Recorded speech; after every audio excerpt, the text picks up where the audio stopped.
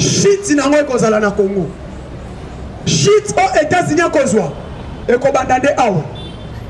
Parce que c'est ici Congo de hasard plénipotentiel nyonso monde eza na Congo. Lelo oyo cobalt, lithium, coltan, fer, cuivre, diamant, or, uranium, nyonso tout. Tant que nous avons kabola ba minéraux, ndeti azoki saki yango bosala yango na Congo. Ne omoni ba bengi katanga. Cuivre. Capitale mondiale, il y a cuivre. Et ça, non, katanga. Capitale mondiale, il y a uranium. On te bengi uranium stratégique. Parce que tu as 3 pays où tu as uranium puissant dans le monde. Premier c'est la RDC, deuxième c'est la Russie et Niger. Mais comme uranium stratégique mondial, et ça en RDC. Précisément dans Chikolo. Coltan, cobalt, des places sur la Calémie. Capitale mondiale, il y a cobalt, il y a coltan. L'élo Osikolo, il y a matière qu'on appelle encore hématite sous ma casse. Autre ben à fer. Aux abondissements monde, fer. Na éteint, toujours wapi na RDC. Qu'est-ce qui s'est passé? Kagame prenait Tshisekedi comme si un président Yassika Ebinate. Nini photo sala. À travailler dans Batuna, travailler dans Bango, il pensait la même stratégie de Joseph Kabila, c'est la même stratégie de Félix Tshisekedi. Fati a Kena Kagame comme même. Or, sur les places de Kenenaye, quand Félix a tombé des grandes industries monnaines, des grandes industries, il y a raffinerie, il y a matière, il y a mine. A Tonga Moko, na Katanga, Moko na Sud Kivu. Ezotongama. Quand on dit Tshisekedi a signé les accords avec les Rwandais, non. Tous les anciens accords signés avec les Rwandais. Et ça soutenu. Kabila a signé les accords avec les Rwandais. Mouzé a signé les accords au Bundisa Kabiso. Mais vous ne citez pas ça. Accord de l'Éméra a signé en Onanan. Moussa a signé encore na Kagame Toye d'histoire. L'accord entre Tshisekedi et Kagame, c'était quoi? Un, Sokimo, société à raffinerie à or. Et Zalaki na Rwanda. Ils sont dans la société de raffiné or. Tshisekedi a signé cet accord. Quand on a raffiné, ils sont à Bino. C'est pas quoi? Momentanément, tu as raffiné Kapanabino.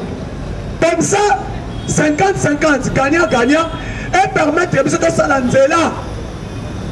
Mais qui s'est dit, jusqu'à Rwanda et Yepanabiso, accord au Félix a signé qui n'a pas envoyé. Et l'accord était d'accord. Tobandi P. Ersikolo. Fati Amani Kebi Tumbezo continue. Abisi Bango, pas question. Biloko Ebi Masouti.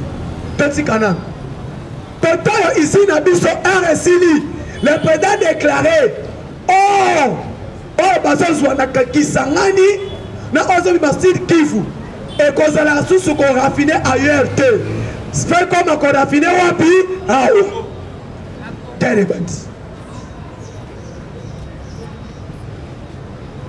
Kagame Moni, Wanesili, Cobalt RDC, usine, Botali Paloukou avant-hier, même dans le conseil des ministres, tu Paloukou dit clair, première phase et deuxième phase, il y a usine où on a raffiné Cobalt RDC, c'est déjà plus fin. Donc on va être le président Mabou, dans le gouvernement. Les deux usines décident. Maintenant, aujourd'hui, pourquoi Zambie n'engage pas la guerre avec les RDC? Parce que l'engagement au besoin qui n'a président Zambien, Voilà qu'on fabrique des batteries électriques. Minerai au cobalt. Zambia zanango, bisoto zanango. Président Zambia Mikiti c'est le pape. Rien. Il en a besoin de 60% de cobalt stratégique mondial. Ici, ils sont en Kalemi. Mais au Boni Fachi, quand on a dit non, premièrement d'abord, il faut mettre Zoé. Zoé Zalibanda. Ici, les Tongami, Zoé Libanda, allons au gouverneur, Baché moi c'est à côté. Pardon, on a mission, parce que mission des en Académie. Là, on a psychologue. Le monde a compris. Tshisekedi a besoin de développement. Congo sont en araï. Congo sont en araï ndengeni. Totayo, Tchakamine Ekoufa, Miba Ekoufa, Onatra Ekoufa, CNCC Ekoufa. Ce que Congo faisons en araï. Qu'est-ce qu'il faut faire? Il faut qu'on a Moussaba indici ou qu'on raffine. Ah, bah ce qu'on raffine. Voilà. Bacha on sala bango boy na 2022 2023. Côté basala yango blocage aya suna blocage mususu. Bani wo créer sous guerre. Fatia lobi minéraux comme bimaso dans l'Afrique du Sud. Et Katanga il est bas ma tête. Otalaka bitumba mususu o Fachi alobi. Il a déclenché déjà. Pense à la qui Katanga Zambie et Kei. Force stratégique qui Moïbi. L'homme dans le conseil des ministres à l'obis. Je m'engage encore. Le Katanga, il est bon, passant par là, pour ma tête.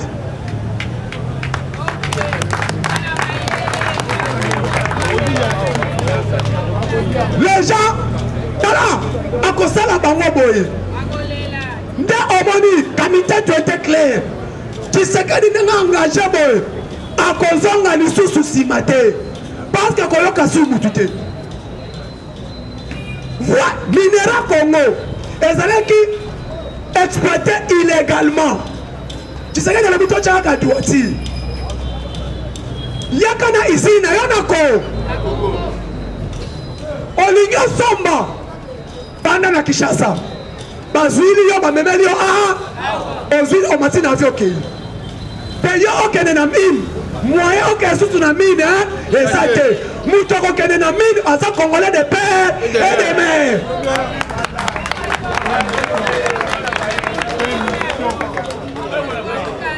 comment yo uti Nigeria eko somba diamant na RDC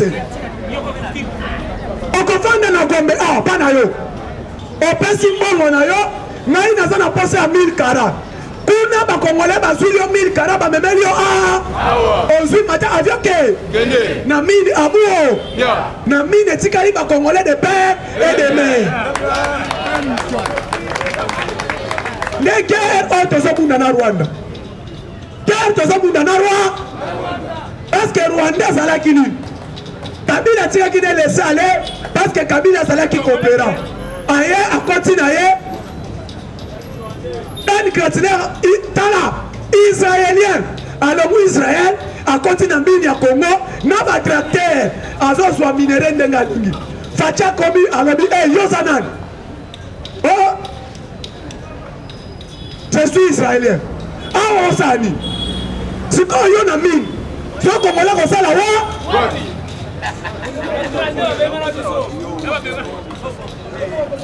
yo moko okomi kotima la minéré siko Congolais ko sala wapi alobi yo kende songa biro yo sana nana za chinois siko yo na mine zo sala ni te na zo timola siko Congolais ko sala musala ni songa biro nde omoni lobi na conseil des ministres le président est clair à partir d'aujourd'hui na zo bisa yo ministre mine tous les expatriés na bakare minier abuo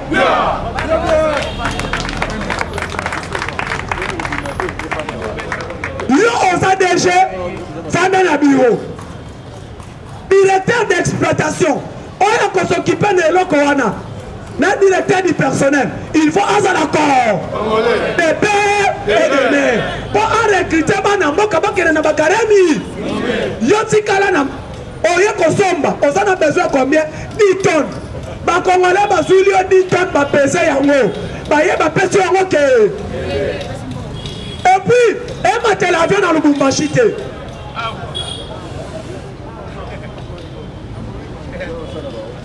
parce que oyebi ke vol international ekitaka na Lubumbashi vol international ekitaka na Goma ato wana mindele te capitale ah mindele baza te ça va niveau vivre mindele kene na est mais chaque jour ça se sobet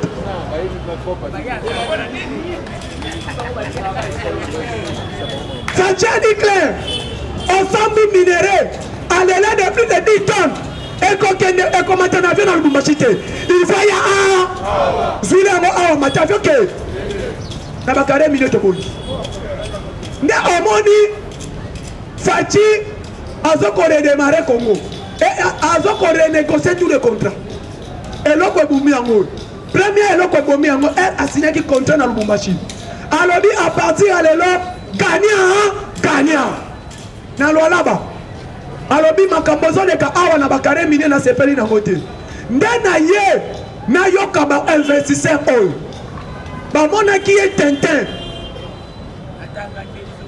ah te tokoyeba tokobloke toyebi nde tosala or ye bakangi likofi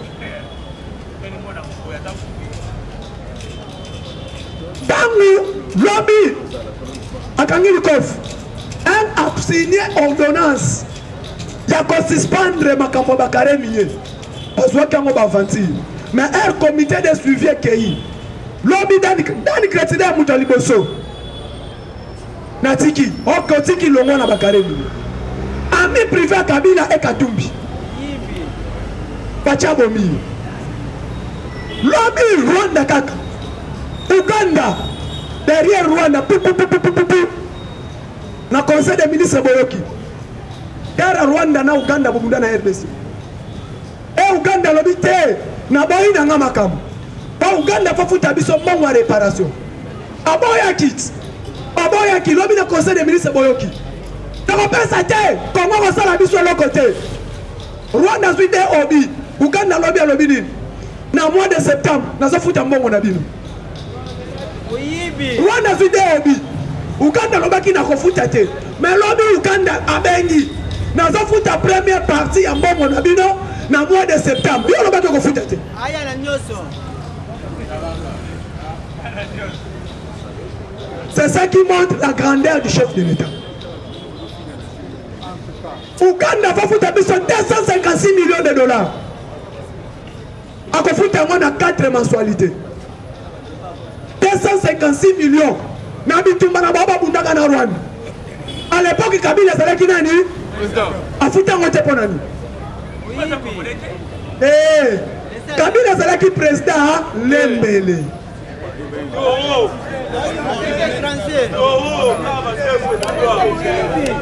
Nda omani Uganda lobi balandi ministre de défense na compte irania conseil des ministres a expliqué niveau bitumbezo kende alobi côté bazalaki côté à gauche na Ruchuru FARDC anyati kaka na Ruchuru na ngambo Bunagana FARDC anyati bango taka lobi FARDC a bomi 17 rebelles ADF na Ituri 17 rebelles ADF abotoli bango na minduki a frappé taka lobi les 4 grands chefs ya Kodeko balobi totiki na biso bitumba to déposer ba arme toza kuna te c'est que de maintenant qu'est-ce que nous devons faire? J'ai à Rwanda, j'ai à Uganda, les gens n'ont pas compris. Nde omoni peuple congolais na zoe bisabino. Les Congolais, tout ce qui peut sa confiance dans la communauté internationale.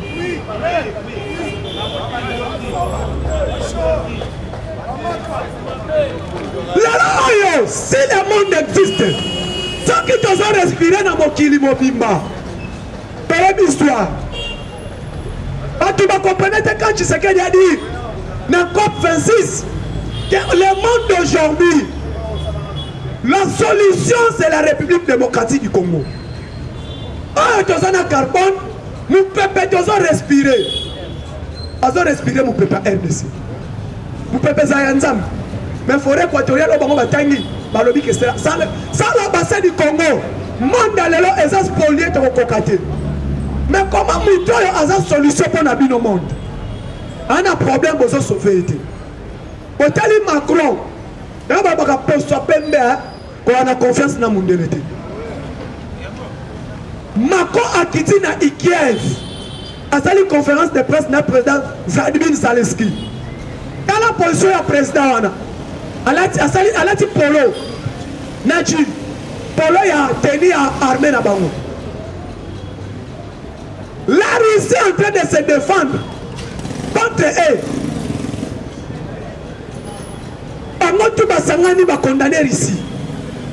Pourquoi a violé charte des Nations Unies? Et puis Russie a violé traité international. Ils ont condamné au tout l'Union européenne, les 27 pays, les États-Unis. Comme à côté, il y a province à Bombas. Parce que Russie a vu Mariupol, à Bombas, pas sur Est de l'Ukraine.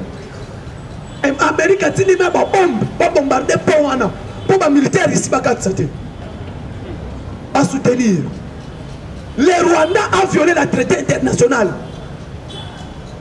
Même a violé l'accord cadre d'Addis Abeba. Où le Rwanda a signataire. Les militaires ne sont pas contre le sol congolaise.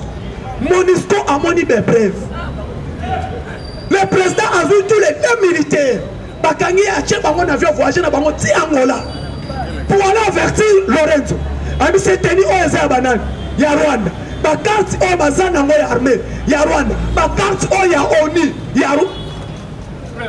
Quelle est l'épreuve au ONU à Zoluka? Personne. Plus loin, MONUSCO a Zakaloba. Jusqu'à présent, tu as mis mes preuves de militaire rwandais nation congolaise. Oh, Bazakuna Bazabana, banane. S'il vous plaît. Aujourd'hui, maintenant,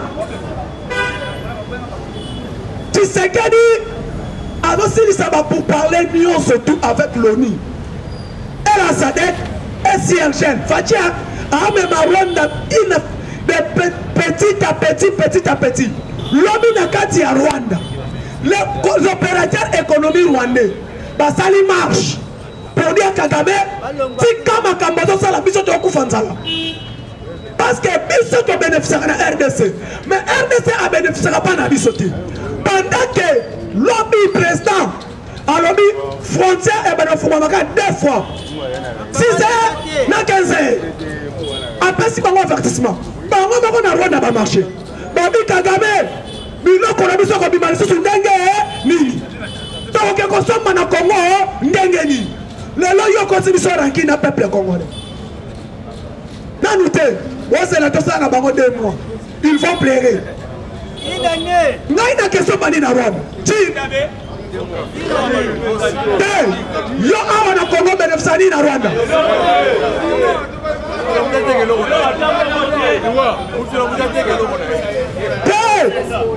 Bisa na RDC to bénéficiaka nini na Rwanda.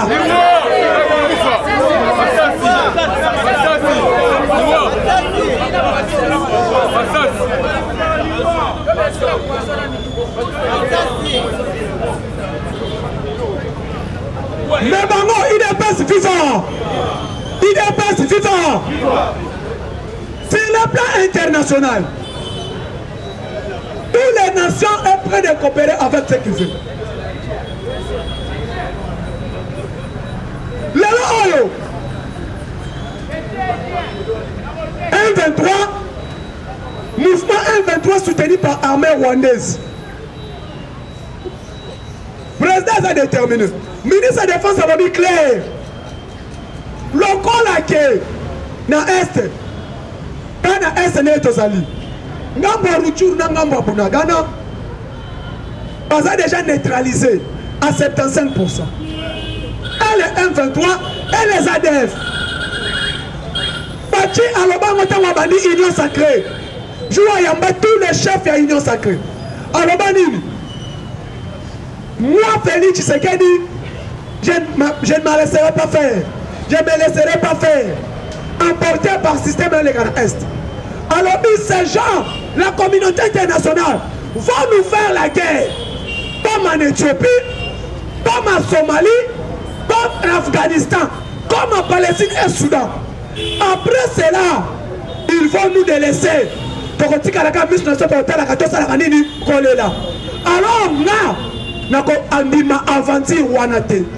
Alors, les gouvernements, il faut s'engager et conjuguer le verbe mieux ceci.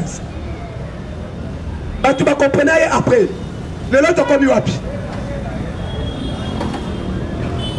La communauté internationale, entre autres les États-Unis, la France, la Grande-Bretagne, Batouana, Ayebi bien, développement à RDC, et ça fait à l'Union européenne.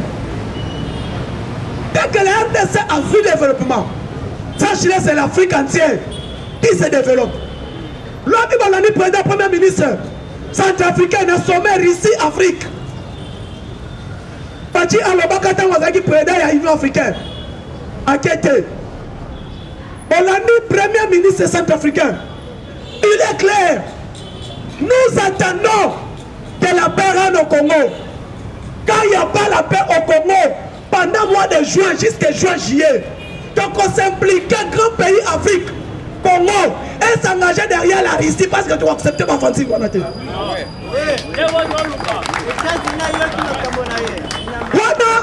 premier ministre Archange Touadéra. Alors, la RDC, c'est les clés pour le développement en Afrique. Tant que RDC se développe, ils sont au Kobongate. Il y a un moni, dans clair. Le président Congo a dit que la banque juin juillet. Ce qui va s'engager, donc ça l'effort, RDC est ça là derrière ici, parce qu'elle soit paix.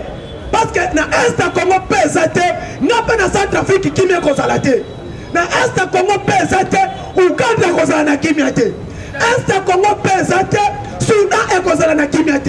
Alors si c'est, dans ça obligé, dans le Sergène, communauté à Grand Lac, dans la communauté de l'Afrique de l'Est, dans ça uniquement pour amener la paix. Oui, mais nous disons ceci, nous le peuple congolais. Qu'on laisse les FARDC, Yemoko, le peuple congolais, tout comme ça qui mène à l'Est. Pourquoi? Le long à 4h30, dans 5h30, on a mis dans RFI. Le ministre des Affaires étrangères rwandais, on va dire qu'il y a Rwanda, c'est là qu'il y a un langage, il y a arrogance, il y a orgueil. Non, non, non. Mais le Lombolandi, premier ministre des Affaires étrangères, non, ministre intérieur, s'il vous plaît, vous qui dites. Non. Yo, Mimoni Poutine. Ils sont pas ukrainiens. Alors, le Rwanda, c'est un grand pays. Grand pays à Nini. Grand pays à Nini. Parce que Rwanda, on va au Kumisa. On va au Kumisa. Qui a construit le Rwanda? S'il vous plaît. Mbango mbokani de Togi Rwanda. Papier minéré wapi. De 2000 ans jusqu'à 2019. Meilleur pays producteur, il y a or. Rwanda. Parmi les top 5, les pays producteurs, il y a or. Rwanda. Dans le top 3, producteur, il y a lithium. Dans le coltan, Rwanda. Yomoko RDC, exact. Aujourd'hui, il est pacifiant. On battait s'il vous plaît. Aujourd'hui, 2022, Samba, le monde dans ma poche 2022. Zoyango, Tangayango, dans le top 5, les pays producteurs, il y a or, coltan, lithium, Rwanda a sauté. Tu comprends la nuit, on a sauté.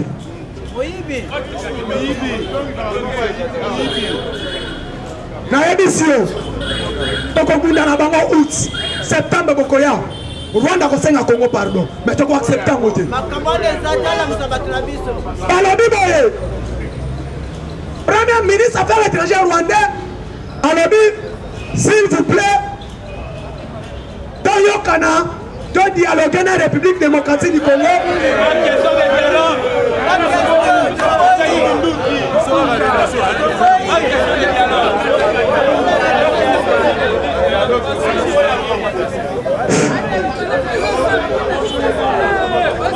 IDPS vivant! IDPS vivant! On battait un chalet. Le on a mon chalet, il était malin. IDPS vivant! IDPS vivant! Fatime! Ministre des Affaires étrangères à Rwanda. Alors, nous avons 5 dialogues. Dialogue, Yanni.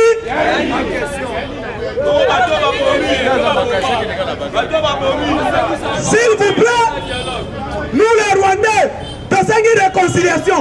En bon, réconciliation, problème est là qui. Avant de la réconciliation, il faut passer par réparer. Rwanda a réparé pour nous battre à l'Est. Rwanda a réparé pour nous passer au violet.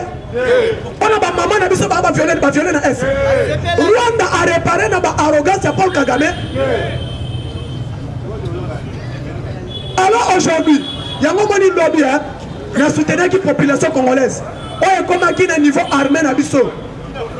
Si na zone net, alors bien les gars les ta. D'autres fois, ceux qui vont dans le cas de Chamunoko, bétaillé. Position à Rwanda avec une orgueil mobimba. Que non c'est moi, je suis tel. Donc ici est clair. Mais tu m'en as pour Kagame me choque. Et que c'est là qui Patoza na bango na simo. Tony Blair. Même si je suis qui a Grande-Bretagne. Entre autres Tony Blair. Na roi Philippe n'a pas si Kagame Mkongo. Kagame a zoké na rekwela. Et par rapport à Kagame, écoute na makambo 1-23. Quand on se réunit derrière 1-23, pendant que Congo sont bloqués, c'est sa population qui va souffrir. Et son départ, Yangwana. Mais on dit, position, même une position à l'Union africaine.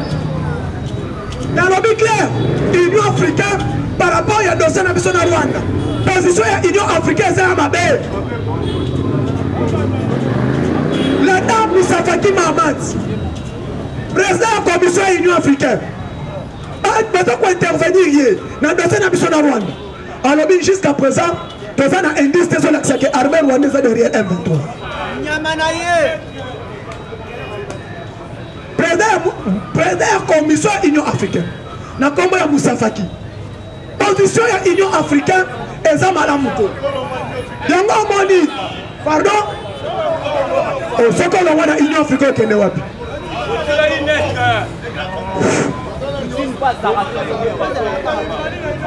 Quand on a dans l'Union africaine, parce qu'il y a les grands Congo. Oui, l'Union africaine a trahi président Félix. Jusqu'à présent, Tozo Bunda, président Yoka, donc président de l'Union africaine, non président de la commission va se contredire. Président de l'Union africaine a pris médiation Sassou, non médiation à Lorenzo. Kagame a été plus loin. Alors Lorenzo a cause de la médiation parce que Lorenzo a sa bantou, a sa namba d'origine à RDC. Alors quand il a RDC. Donc, elle a qui c'est qui t'a dit à quel plus loin. Dans quelle première médiation, Fati a gagné des preuves à lobby. À lobby, soit la paix totale, soit la guerre totale. Et le moins, le président n'a pas Sassou dans Brazza a répété la même phrase. Soit la paix totale, soit la guerre totale. Parce que Sassou Nguesso qui est le président, il y a conseil des sages à l'Union africaine. C'est lui le sage. Avant de me preuves, Fikoyo, Yakagame, lobby après encore sa réunion, il y a état-major. Alors il faut bon maman, bon s'entraîner, tout le monde en position à Congo et à Malamouté. On a mis ça. Avec à la tête, James Kabarebe.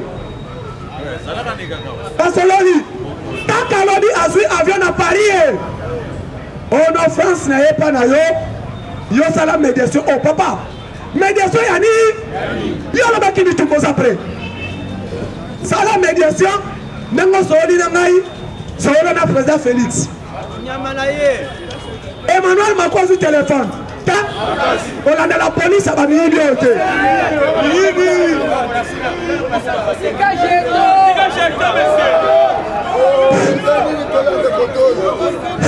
IDPS FIFA. IDPS FIFA. Natango Orio Sala Musala. Mucho combolité. Oyo Kozombo Masalo.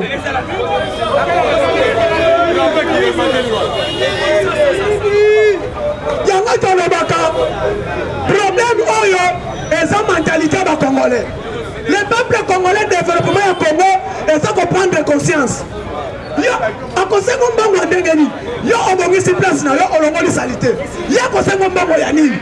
Yango tozo senga chantiri. Salongo zongi sango baba chef de riz. Zongi sa ba chef du quartier. Police musala ne akenge la peuple na biloko na ye. Musala policier yango wana. Mais là, Moussala est chef d'avenue. Avenue du commerce, face à un chef de riz. Avenue Rokadi, face à un chef de riz. Il y a un contrôler Salongo.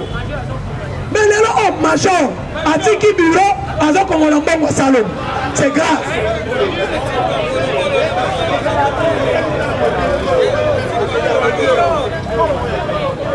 À Zokomolambongo Salon. Et puis, on passe salon de 8h à 10h. Moutou kote kate. Maman na moutou azote kade ababini na futaki. O futaki nini? O na futaki taxe à salon. C'est grave. Ezanini Pinbop. Ezanini Bombatam Lelo oyo nde omoni mboka oyo Fachi azala musala makasi. Et là pour libeso réforme na kati ya la police. Police faut passer la réforme na yango. Olongo akangi moto. Muto moto tuli okangi moto na problème ni. Oh non, moto oyo eke ipeki. Oh solola combien 200 000. Oh, combien 200 000. Est-ce que yo ça déchirade? Et puis bino pe ba de biso moto. Au moins on a besoin de mon PC. Et on compte dans caisse à plétater. Maman dit c'est mon salaire qu'à la minute. Na chier peut pas mettre mon salaire. Mais pas changer quand la police. Yango boni. Bande qu'on a besoin de baninga kaba congolais. Sont nos forces armées de la République. On met la bango na mabo. Sont nos forces armées. La police n'a biso. Ezamawa. Ezamawa. Babengi ya police de circulation routière. Atelemi azosala musala ya nzela. Mais na kati ya poche na ye ya gene na kati. Na mulangi ya gene. Quel niveau? Azotambola na butu. Kuluna ezobundama quelque part. Atiki kuluna la ni mwasi na mobali couple. Musala la police ya mwana. Oh non, solola, na solola nini? Akangiro azuki ya mbache na poche. Na ebi te bofifa ka musala ngo. La police congolaise. Police oza na Kinshasa nde ya wana. Chers combattants, mobilisons-nous. Développement avec yana mboka o. Congolais faut changer structure mentale. Les jours où pourquoi arriver qu'on change totalement structure mentale na biso de développement à Congo. On ne parle pas du développement sans que la mentalité congolaise change. Il y a qui m'a dit, il y a développement, il y a que teka. Journal samedi, ça journal salon. Sala salon, on a la salité. Si il y a kangi biloko na yo, kenge na etina la peau. Il y a mis ça y la place na bongi saki. Mais il y a qu'on combat la police, à combat la oyo puissance. Mais pas qui ne va pas te vasali musala. Ezanini, bino moko ba mama bote ngo mesani saba ngo. OK, merci beaucoup. Papa Joseph Zami. Papa Joseph Zami, c'est quelle place?